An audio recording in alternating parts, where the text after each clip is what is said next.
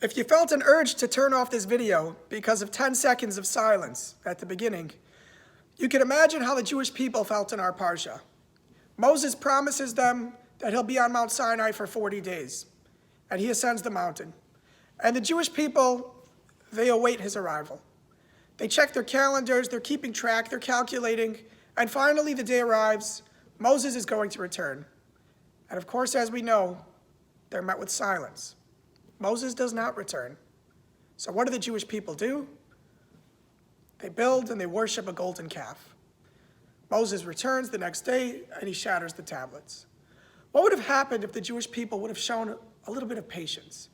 What if they would have said, well, this isn't what we expected, but why don't we wait until tomorrow? Why don't we wait a couple of days? Why don't we wait until the end of the week before deciding what to do next? Perhaps there would have never been a golden calf. Moses would have returned. They'd have all had a good laugh. Moses explained how they miscalculated. They counted an extra day. And the golden calf would have never happened. My father always told me growing up, and he tells me till this day, that whenever there's a breaking news story, we don't always have to react right away. That often, we're better off waiting 2 or 3 days before developing an opinion.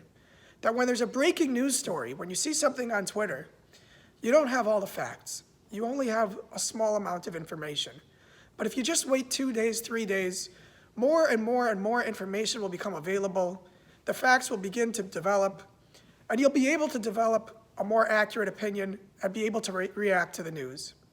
We live in a world where we expect things instantly. We expect to get our news from Twitter. Who's going to be the first one to be able to break the story to somebody else? And of course, we usually react immediately. We see comments right away, see how everybody's reacting. But perhaps we could take to heart the lesson from our Parsha, that sometimes we don't need to develop a reaction immediately, that it's okay when there's a breaking news story to say, I haven't formulated an opinion yet. I'm going to wait a day, I'm going to wait a couple of days. And by doing so, we'll be able to have more balanced and more accurate opinions and be able to react better to the world around us. I wish you all a wonderful Shabbos.